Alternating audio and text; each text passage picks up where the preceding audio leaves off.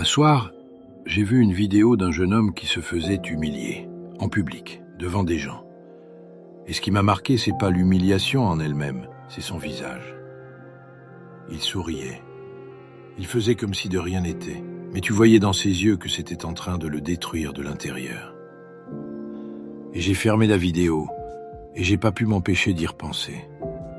Parce que ce visage-là, je le connais. On le connaît tous. On l'a tous eu à un moment ou un autre. Ce sourire qu'on met par-dessus la douleur parce qu'on sait pas quoi faire d'autre. Et ça m'a fait réfléchir.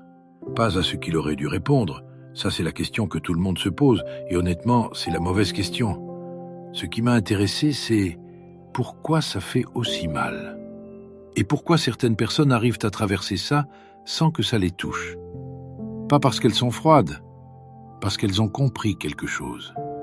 Et la première chose à comprendre, et c'est pas agréable à entendre, c'est que quand quelqu'un te manque de respect et que ça te brûle pendant des jours, cette douleur-là, elle vient pas de l'autre, elle vient de toi. Enfin attends, je m'explique. C'est radical comme entrée, je sais. Les mots existent, le ton existe, le mépris dans le regard, tout ça c'est réel. Mais ce qui te blesse vraiment, ce qui te réveille à 3 heures du matin avec les mâchoires serrées, ça vient rarement de ce que l'autre a dit. Ça vient de ce que toi, t'en as fait. Du jugement que t'as porté sur ces mots. Épictète le formulait mieux que moi. Il disait que ce ne sont pas les événements qui troublent les hommes, mais les jugements qu'ils portent sur ces événements. Quelqu'un te parle mal, c'est un fait. Tu décides que ça te diminue, c'est un jugement. Et c'est le jugement qui fait mal, toujours le jugement. Bon, je sais ce que tu penses. Facile à dire. Quand un type te rabaisse devant tout le monde, c'est une humiliation, pas un jugement. Et t'as raison. Mais regarde bien. Pose-toi cette question honnêtement. Ce qui t'a blessé dans cette remarque, est-ce que c'était les mots eux-mêmes? Ou est-ce que c'était le fait que les autres les aient entendus? Est-ce que c'est l'insulte qui brûle ou le regard des témoins? Soyons honnêtes. C'est presque toujours les témoins. Le manque de respect en privé, ça t'énerve. Le manque de respect en public, ça te dévaste. Parce que là, c'est plus une question de mots, c'est une question d'image. Les gens autour ont jus. Et toi, ce que tu défends dans ce moment-là, quand t'as envie de riposter, quand les mots te montent à la gorge, c'est ton image que tu défends, pas ta dignité. Et les deux, ton image et ta dignité, ça n'a rien à voir. En fait, c'est souvent le contraire. Pose-toi la question. La dernière fois que quelqu'un t'a manqué de respect, qu'est-ce que t'as fait? T'as riposté? T'as gardé pour toi? Et surtout, est-ce que ça a changé quelque chose? Est-ce que l'autre s'est dit « Ah oui, il a raison » ou est-ce que t'as juste alimenté un feu qui n'avait pas besoin de bois? Parce que quand tu ripostes, qu'est-ce qui se passe vraiment? Tu perds le contrôle de qui tu es dans ce moment-là. Tu deviens la personne qui se défend, qui prouve, qui a besoin que tout le monde autour sache qu'elle a eu le dernier mot. Et ça, même si tu gagnes l'échange, t'as perdu. Parce que la vraie victoire, c'était de ne pas entrer dans le jeu. Et la personne qui ne rentre pas dans le jeu, celle qui laisse passer 1 seconde, 2, qui regarde l'autre calmement et qui reprend sa vie comme si de rien n'était, cette personne-là dit quelque chose de bien plus fort que n'importe quelle réplique. Elle dit « Tu ne peux pas m'atteindre ». Et tout le monde le voit, tout le monde. Parce que la dignité, la vraie, elle se défend pas, elle se porte, comme une colonne vertébrale. Tu la sens quand quelqu'un l'a, tu vois. T'as déjà croisé des gens comme ça, des gens qui entrent dans une pièce et qui n'ont rien à prouver à personne. Ils parlent pas fort, ils ne cherchent pas à impressionner, mais il y a quelque chose dans la façon dont ils se tiennent, dont ils écoutent, dont ils réagissent quand tout le monde s'agite. Une espèce de calme qui vient pas de l'extérieur, qui vient de l'intérieur. Et tu te dis, qu'est-ce qu'il a que j'ai pas? Et en fait, la réponse, tu la connais déjà. Il se connaît. Il sait ce qu'il vaut. Il a fait le travail que la plupart des gens repoussent toute leur vie. Se regarder en face, accepter ce qu'ils voient, et décider de vivre avec, de grandir avec, au lieu de fuir. Les stoïciens avaient un mot pour ça. Ils parlaient de mégalopsychia, la grandeur d'âme. C'est un concept qu'on a un peu perdu aujourd'hui. On confond la grandeur avec l'arrogance, la fierté avec l'ego, l'honneur avec l'orgueil. Mais pour eux, la grandeur d'âme, c'était exactement le contraire de l'orgueil. L'orgueilleux a besoin que les autres le reconnaissent. Celui qui a cette grandeur, il se reconnaît lui-même. Il n'a pas besoin du reste. Sénèque écrivait dans « De la constance du sage » que le sage ne peut pas être insulté. Pas qu'il ne devrait pas, qu'il ne peut pas. Parce que l'insulte, pour fonctionner, a besoin que tu la ramasses. C'est comme un cadeau empoisonné. Si quelqu'un te le tend et que tu refuses de le prendre, à qui il appartient? Il reste dans les mains de celui qui l'offre. Et c'est lui qui vit avec le poison. Mais ça, tu le sais peut-être déjà, en théorie. La difficulté, c'est de le vivre. Et là, j'aimerais te parler de quelqu'un. J'en ai déjà parlé dans une autre vidéo, mais dans un contexte différent.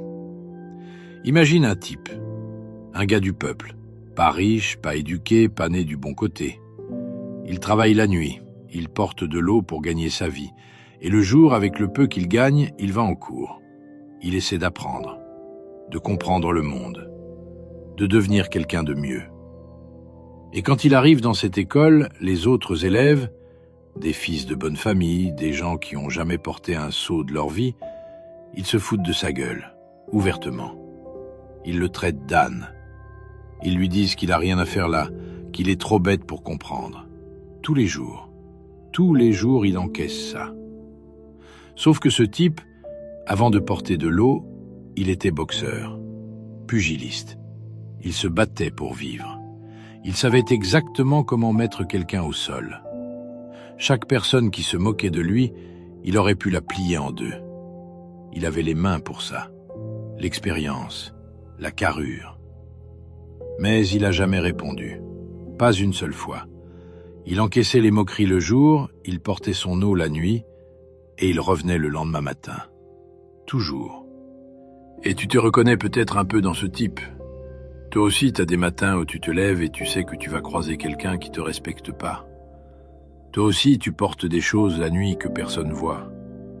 Toi aussi, t'as la force de répondre, mais tu sais pas si c'est la bonne chose à faire. Ce type, il s'appelait Cléante d'Assos. Et il a vécu il y a 2300 ans. Il est devenu l'un des plus grands penseurs stoïciens de l'histoire. La personne qui se faisait traiter d'âne est devenue celle qui a dirigé l'école entière après la mort de Zénon. Ceux qui se moquaient de lui, personne ne se souvient de leur nom. Et la raison pour laquelle il a tenu, c'est pas parce qu'il était insensible. C'est parce qu'il avait compris quelque chose que les autres n'avaient pas compris. La vraie force, c'est pas de frapper. C'est de pouvoir frapper et de choisir de pas le faire. Chaque matin où il revenait sans répondre, il devenait plus fort qu'eux.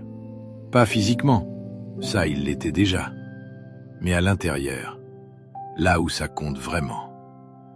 Bon, on continue. Pourquoi certaines remarques te traversent sans laisser de traces et d'autres te détruisent pendant des semaines? Ça n'a rien à voir avec la gravité de ce qui a été dit, ça a tout à voir avec ce que tu penses de toi. Si quelqu'un te traite de mauvais cuisinier et que tu sais que tu cuisines bien, tu rigoles. Tu te dis, bon, le pauvre, il connaît pas mon risotto. Mais si quelqu'un te dit que t'es pas à la hauteur, au travail, en couple, en tant que parent, en tant qu'ami, et que quelque part en toi, dans un coin que t'éclaires pas souvent, t'as ce doute, là, ça brûle. Là, t'as envie de te battre, pas contre lui, contre le doute. Et c'est exactement là que se situe le travail, pas dans la réponse à l'autre, dans la réponse à toi-même. Parce que l'insulte ne crée pas la blessure, elle appuie dessus. Elle trouve un endroit sensible qui existait déjà et elle met le doigt pile là où ça fait mal. L'autre est juste le messager, le vrai combat est en toi. Et c'est ça que les stoïciens avaient compris. L'honneur, ça commence à l'intérieur. C'est Cléante qui revient chaque matin. C'est pas le type qui gueule dans un bar parce qu'on l'a mal regardé. C'est pas le mec qui réclame le respect sans rien faire pour le mériter. Ça, c'est de l'orgueil. Et l'orgueil, c'est la chose la plus fragile au monde. Un mot suffit à le casser. Le vrai honneur, c'est connaître ta valeur, avec tes failles, tes limites, les côtés que t'aimes pas chez toi, et ne plus avoir besoin que quelqu'un d'autre te le confirme. Et quand on est là, les remarques, elles glissent. Elles ont plus d'endroits où s'accrocher, parce que t'as construit quelque chose de solide en toi. Et quelqu'un de solide, on peut le bousculer, mais on peut pas le renverser. Marc Aurèle écrivait cette phrase que je relis souvent. La meilleure des vengeances, c'est de ne pas ressembler à celui qui t'a fait du tort. La meilleure des vengeances, c'est de ne pas ressembler à celui qui t'a fait du tort. Je te laisse digérer ça 2 secondes. Si quelqu'un te manque de respect et que tu ripostes avec la même violence, le même mépris, le même petit air, tu n'as pas gagné. Tu es devenu lui. Et il a gagné 2 fois. Une fois en t'insultant, une fois en te faisant descendre à son niveau. Tandis que si tu restes debout, pas en serrant les dents, pas en faisant semblant, mais vraiment debout, ancré dans ce que tu es, c'est lui qui se retrouve seul avec son attaque. Et crois-moi, cette solitude-là, elle est bien plus lourde à porter que n'importe quelle réplique. Et là, faut qu'on parle du silence. Parce que c'est un sujet qu'on aborde presque jamais, et pourtant c'est peut-être la chose la plus sous-estimée qui existe.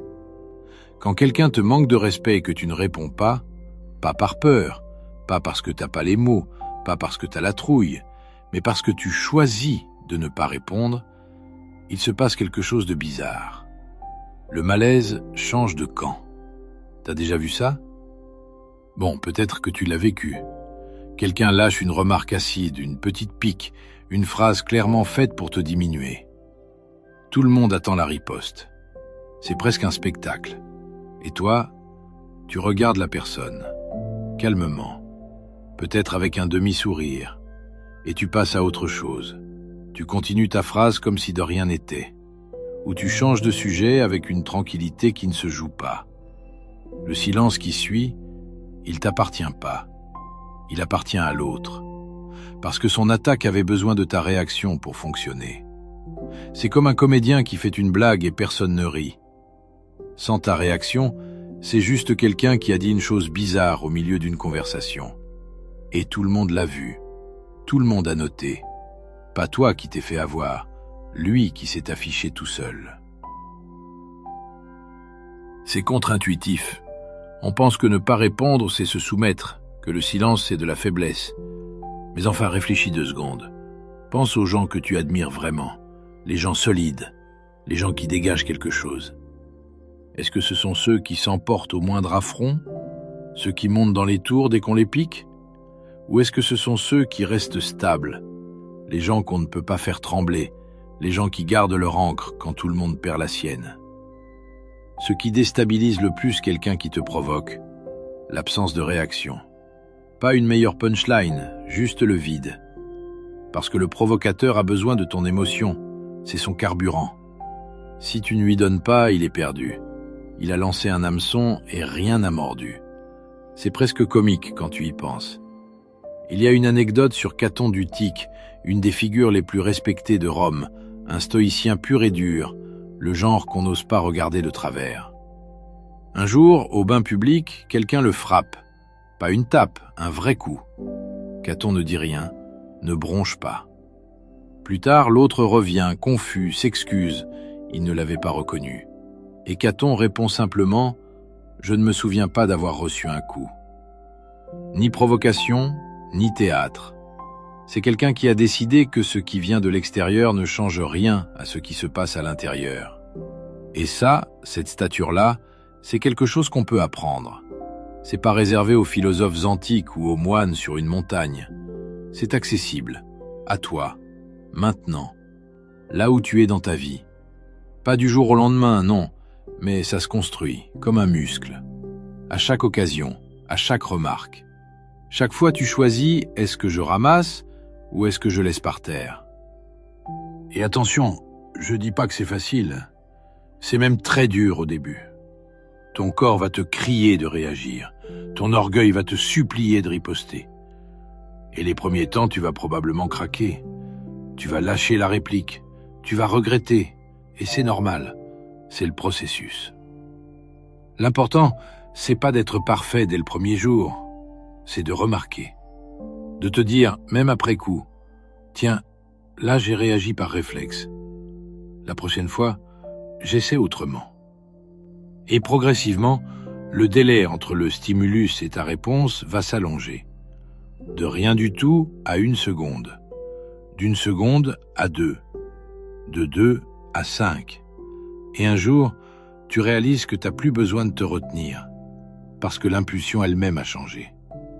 Tu ressens toujours quelque chose, mais ça ne te contrôle plus. Et ce jour-là, quelque chose a changé pour de bon. Bon, faut qu'on parle du piège, parce que sinon je te rends un mauvais service. Le piège, c'est de confondre la grandeur avec le refoulement. De faire du calme stoïcien un masque de plus. Tu connais ces gens qui restent calmes, mais tu sens que ça bouillonne dedans. Qui te disent « Non, non, ça va », avec les mâchoires tellement serrées que tu pourrais casser une noix entre leurs dents. Qui sourient, mais dont les yeux sont morts. Ça n'a rien à voir avec le stoïcisme. C'est du refoulement avec un emballage philosophique. Et c'est pire que d'exploser, parce qu'au moins l'explosion, elle sort. Le refoulement, il reste. Il fait des dégâts en silence, pendant des mois, des années. Je sais de quoi je parle d'ailleurs. J'ai fait ça, longtemps. Me dire que j'étais au-dessus, que ça me touchait pas, que j'étais, tu vois, stoïcien, alors qu'en vrai, je serrais les dents tellement fort que j'avais mal à la mâchoire le matin. Ça ressemblait à du détachement, mais en vrai, c'était de la survie déguisée en sagesse. Et j'ai mis du temps à voir la différence. La vraie grandeur, celle dont je te parle, elle part pas de « rien ne me touche ». Elle part de « je sais ce qui me touche et pourquoi, et j'ai fait la paix avec ça ». La différence est énorme. L'une te demande de l'énergie en permanence, l'énergie de faire semblant, et c'est épuisant, crois-moi. L'autre n'en demande presque pas, parce que t'as plus rien à cacher. Parce que oui, ça touche, évidemment que ça touche. Quand quelqu'un que t'aimes te parle mal, quand un ami que tu respectes te rabaisse devant les autres, quand un collègue que t'appréciais se fout de ta gueule dans ton dos, oui, ça fait quelque chose. Et nier ça, c'est se mentir. Les stoïciens n'ont jamais dit « ne ressens rien », jamais. Ça, c'est la caricature. Le stoïcien de pierre avec un cœur de marbre, ça n'a jamais existé. Ils ont dit « comprends ce que tu ressens, observe, nomme, traverse ». La nuance est énorme. Quelqu'un de grand, ça ressent tout. Ça choisit juste ce que ça en fait. Et ça, c'est une force que personne peut te donner et personne peut te prendre. Tu la construis jour après jour, dans la façon dont tu te tiens quand ça va pas, dans les mots que tu choisis de dire et ceux que tu choisis de garder, dans ta capacité à encaisser un coup sans perdre ta forme. Comme un arbre dans le vent, il plie, il bouge, mais il reste ancré. Et le lendemain, il est toujours là, toujours droit, toujours lui. Et c'est ça l'honneur, le vrai.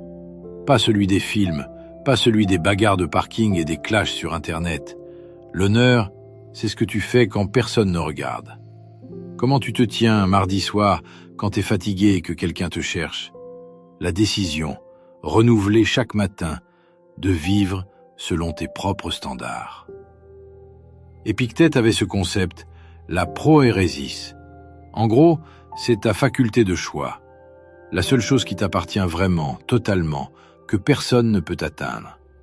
On peut te prendre ton travail, ta réputation, tes amis, même ta liberté, mais personne ne peut te forcer à juger les choses d'une certaine manière.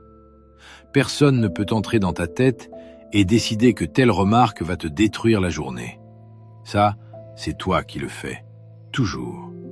Et quand tu réalises ça, pas juste dans ta tête, dans tes tripes, dans ta façon de traverser une journée, quelque chose bouge en toi. Tu arrêtes de courir après la réplique parfaite. Tu arrêtes de rejouer les scènes dans ta tête en cherchant la version où tu gagnes. Tu arrêtes de donner aux autres le pouvoir de ruiner ta soirée avec 3 mots prononcés au mauvais moment.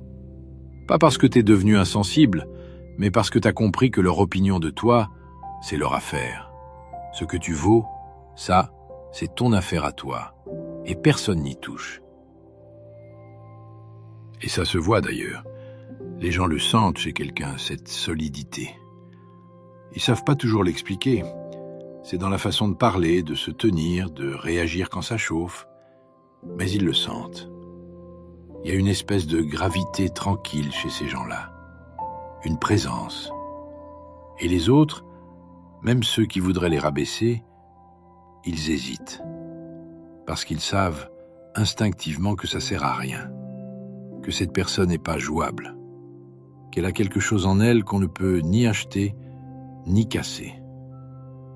Et d'ailleurs, tu portes déjà ça en toi. C'est déjà là. T'as pas besoin de l'inventer, de le fabriquer, de le mériter. Le monde passe son temps à essayer de te le faire oublier. Les remarques, les regards, les petites humiliations du quotidien, tout ça c'est du bruit. Du bruit qui te fait croire que t'es moins que ce que tu es. Mais le bruit finit toujours par s'éteindre. Et ce qui reste, quand le silence revient, c'est toi. Avec tout ce que tu portes. Et ça, les gens qui te manquent de respect, ils le sentent justement. Ça les dérange.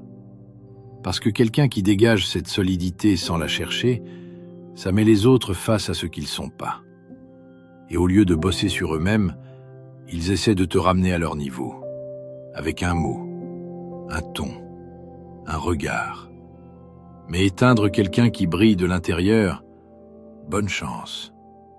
Tu peux souffler sur une bougie, tu peux pas souffler sur un feu de forge. Les grandes figures de l'histoire, les vrais, pas les personnages, ils avaient tous un point commun.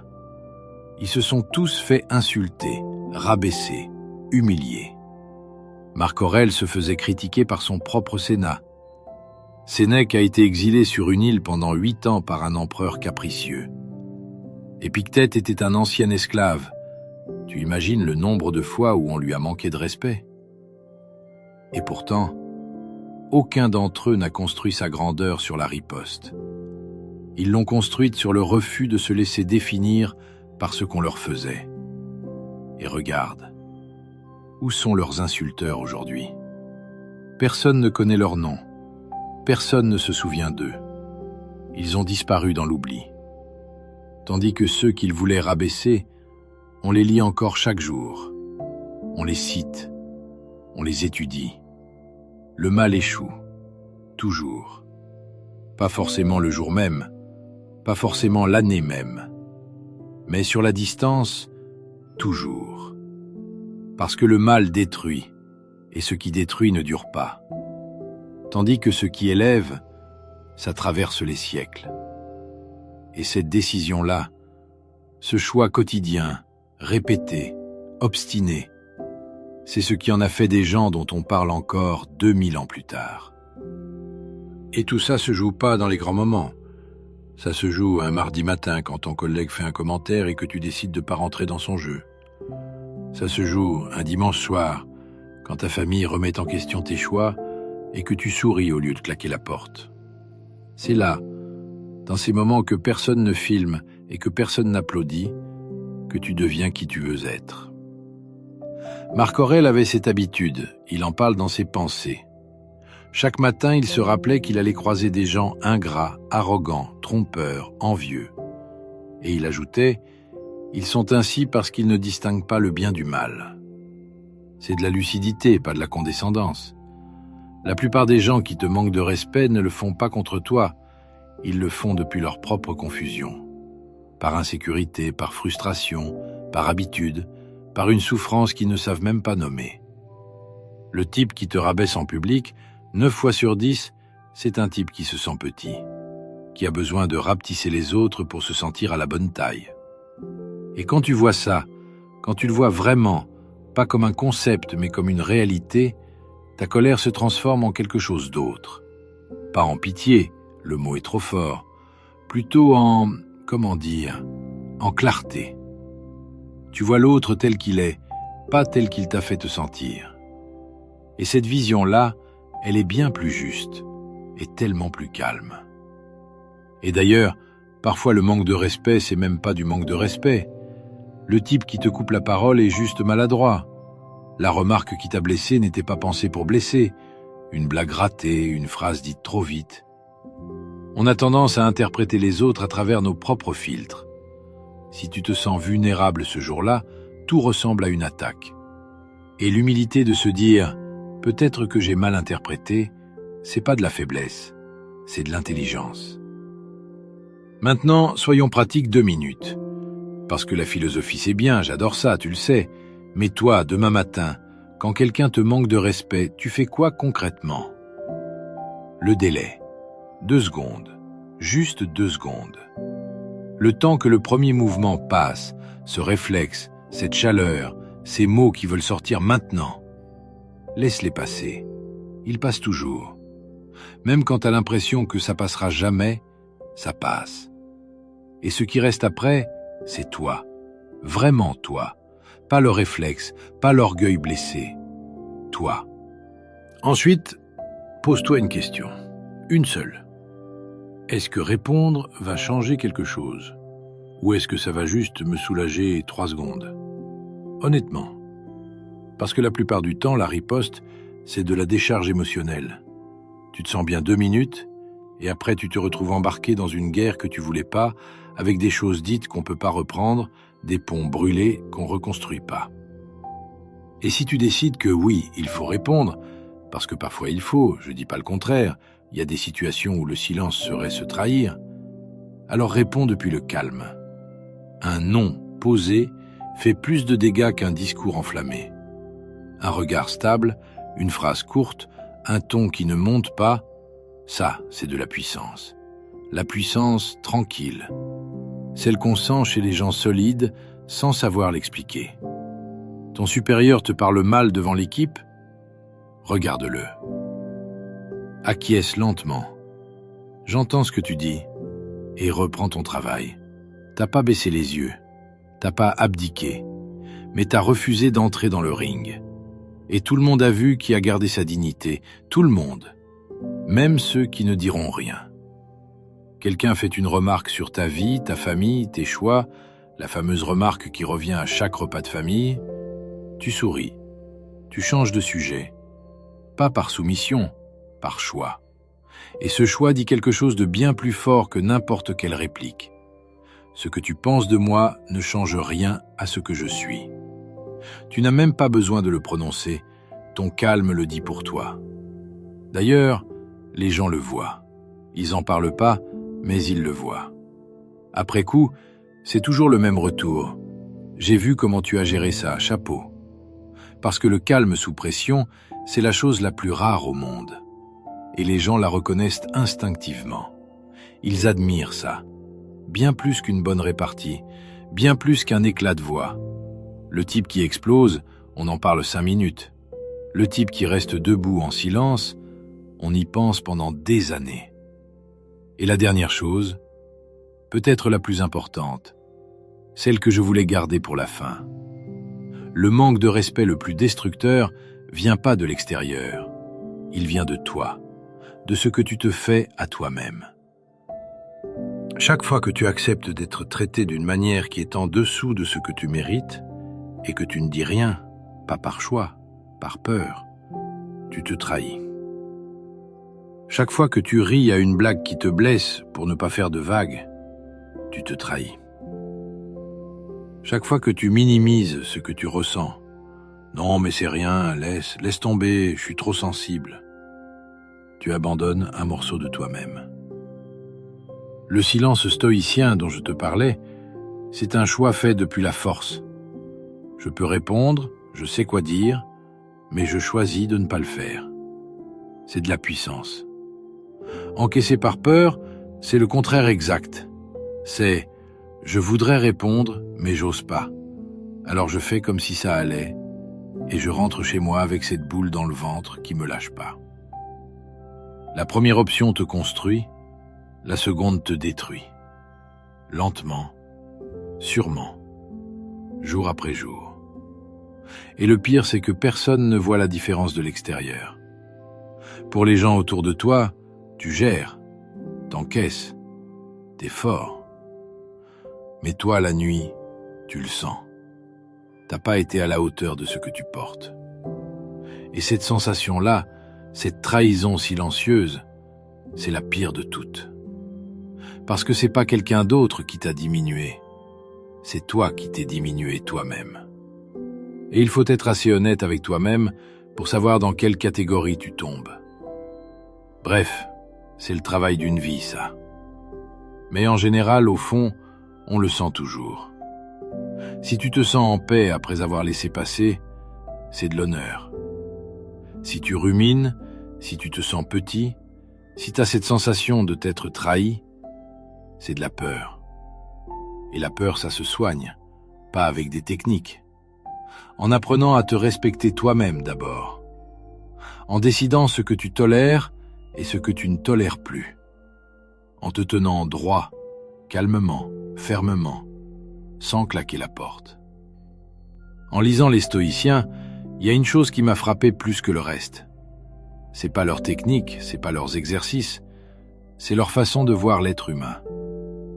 Ils croyaient vraiment que chaque personne porte en elle quelque chose de sacré. Ils appelaient ça le logos, le daimon, la flamme directrice, peu importe le nom. L'idée, c'est qu'il y a en toi une lumière que personne n'a allumée et que personne ne peut éteindre. Ni un patron méprisant, ni un parent qui te rabaisse, ni un inconnu dans la rue qui te regarde de travers. Personne. Et c'est vrai, t'as de l'or en toi.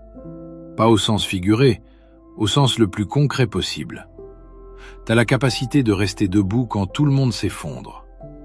T'as la capacité de choisir qui tu es, à chaque instant, quoi qu'il arrive autour de toi.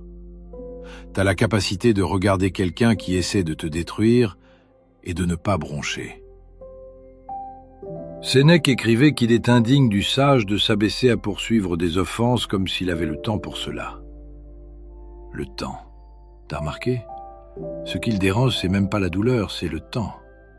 Chaque minute que tu passes à ruminer une insulte, à rédiger des réponses imaginaires dans ta tête, c'est une minute que tu offres à quelqu'un qui la mérite pas.